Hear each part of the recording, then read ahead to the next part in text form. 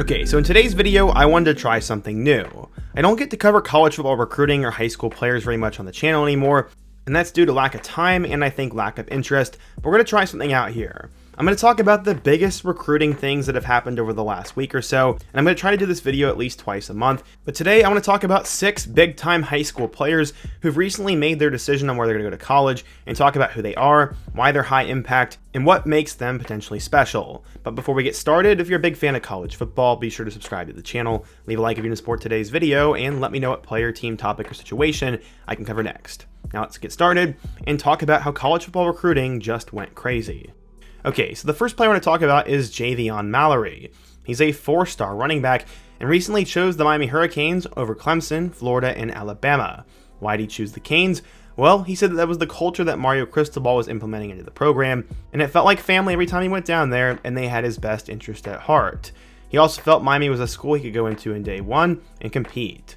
So honestly, on the field, Mallerie is one of the top running backs in the country, as he got varsity snaps when he was just an 8th grader. In fact, he ran for nearly 600 yards and 4 touchdowns in 8th grade, and then ended up going to West Boca High School, and he continued to perform well. He ran for 499 yards and 6 scores then, and even also played on defense.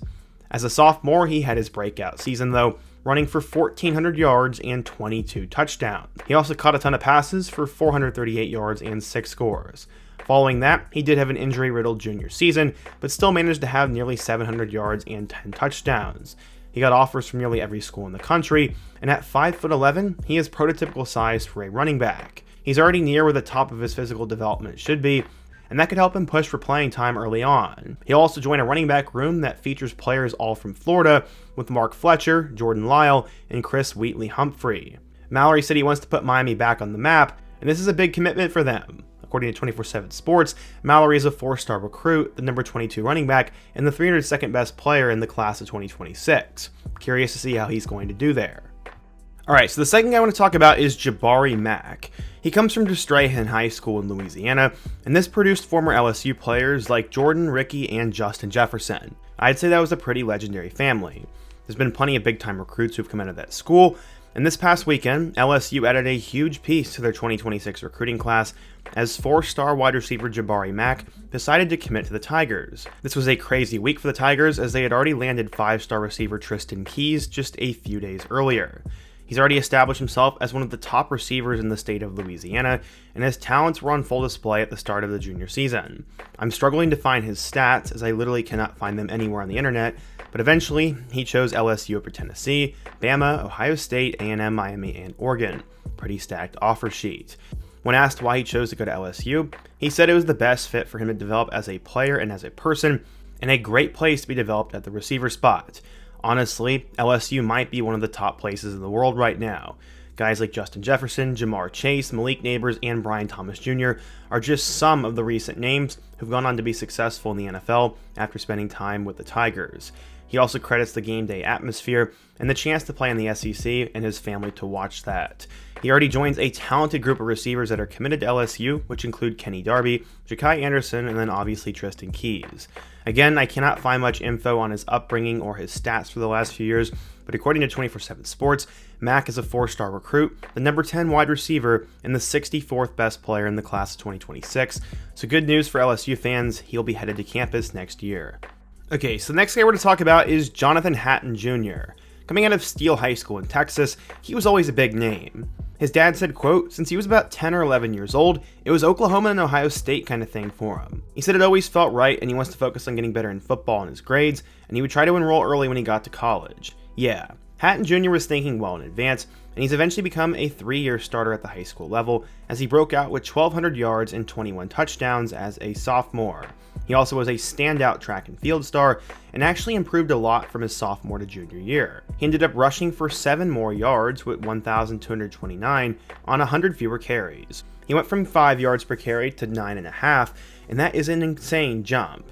Originally in the summer of 2023, Oklahoma became the favorite to land him, and not too long after a game day visit, Hatton Jr. decided to commit to the Sooners. He chose them over a plethora of other options. But a couple days ago, he flipped from the Sooners to the Aggies and chose them over Tennessee, Ohio State, and the Sooners. This was because the Sooners' offense was dreadful in 2024, which led them to dismissing Seth Littrell, the offensive coordinator, and he was worried where DeMarco Murray would head.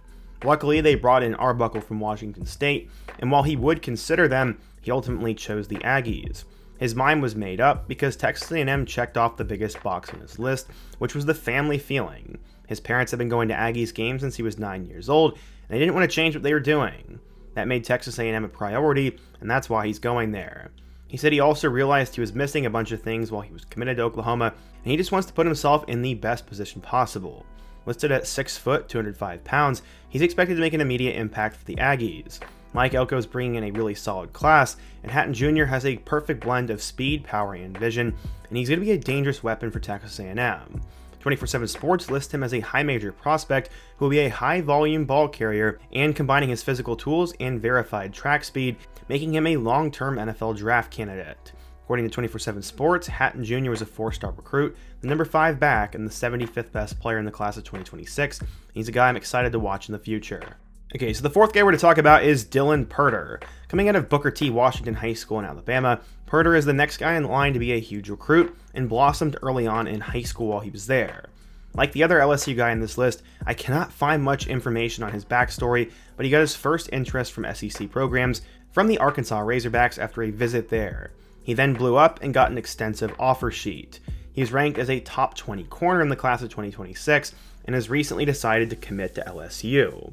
It's kind of been a crazy couple weeks for Purter. While he had over 24 offers, LSU was not one of them until late February. He said, quote, "They've recruited me pretty heavily and they stay in contact on a daily basis. The trip in early March made a gigantic impact on my recruitment, and it gave me the home feeling I was searching for." He then decided to close his recruitment rather quickly, and LSU looks to be getting a gem who could be next in line to build up DBU, which they claim to have. 24/7 Sports said Dylan Purter is a fast-rising prospect and looks like one of the more athletic defensive backs in the South in the class of 2026. According to 24/7 Sports also, he's considered a 4-star recruit, the number 20 corner, and the 189th best player in the class of 2026. Not much information on him, but he committed a couple days ago, and he's another name to add to the list here. Our fifth guy of the night is Jayon Guiles. Coming out of Carvers Bay High School in South Carolina, he was always the next big thing there. That town was not known for producing big-time talent, as this was the first time SEC schools had stopped by this high school in apparently more than 2 decades. Not many people had this amount of attention on their name, especially at that young of an age, as Jayon was just trying to get used to it, he said. He said, quote, "My parents media trained me since I was a little kid, just in case anything happened. But I'm really trying to just get used to it, and I mean I love it. I thank God so much for this opportunity."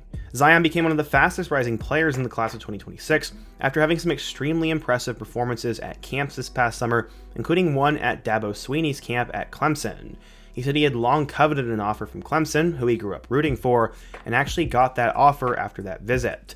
From there, he gained even more traction, as NC State, Wake Forest, Virginia Tech, South Carolina, and USF all came in with an offer. By this time now, though, he's become a 4-star offensive tackle, and this past weekend, they ended up landing him. That is South Carolina, in fact. He'll stay in-state and go for the Carolina Gamecocks, and he chose them over Clemson and others. He said, quote, "I've been working towards this since I was a little kid. It's been my aspiration to play Division I football. What excites me about South Carolina is Shane Beamer, and he's a great coach who's changed the program around. They also view the 4-star offensive tackle as a freshman who could play early on, and someone who will get on the field sooner rather than later. South Carolina is currently surging, and they have serious college football playoff aspirations for the 2025 season, so building an offensive line for the future will be key in the Gamecocks keeping up this momentum for years to come." According to 24/7 Sports, Jayon is a 4-star recruit, the number 14 offensive tackle, and the 157th overall player in the class of 2026. Also, as a side note, he's the number 3 offensive tackle on 3, so this guy is truly a big deal. Okay, so the final guy we're to talk about today is Thaddius Thatcher. It's never too late to start talking about the 2027 class, as coming out of Arbor View High School in Nevada, Thaddius Thatcher decided to make his choice. As a 6'2" sophomore, he led the state of Nevada in passing with nearly 3,300 yards and 34 touchdowns, and brought his team to a state championship appearance against Bishop Gorman. He completed 64% of his passes, while, as I said, helping them reach the state title game. He got his first offer this past summer from UNLV, and has started to blow up since then. He then gained offers from UNLV, Colorado, Kansas, Purdue, and Washington State, and recently decided to choose the Utah Utes. This was a couple of hours ago.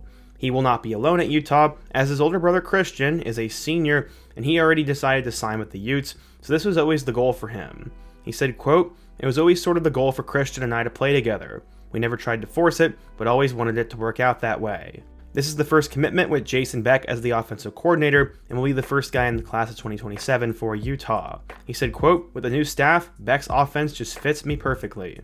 According to Rivals, Thatcher is considered a 4-star recruit and the number 12 overall quarterback, but on 24/7 Sports, he currently is unranked. That I'm sure will change soon, and he has a guy he tries to emulate himself after. When asked who he compares himself to, he said, quote, "Patrick Mahomes. I try to replicate my game after him because he's the best, and I'd say he's the best to ever do it." Alright, we might want to pump the brakes a little bit here, but it looks like Utah is getting an early start on the 2027 class, and he's one of the better quarterbacks in that class, and will likely stay because of his brother, so this is a big deal for them. So yeah, today we talked about some recruiting news that's gone on over the last week or so, and I hope you guys enjoyed it. If you want me to do more videos like this, I could pretty much do one each and every week, but if it doesn't do well, I'm probably not going to continue doing it, to be honest. Let me know a high school recruit you want me to take a look at next, what style of video I should do next, and before you go, don't forget to also leave a like, subscribe if you're new, and check out all my other videos on the end screen. Hope to see you guys again soon, but until next time, peace.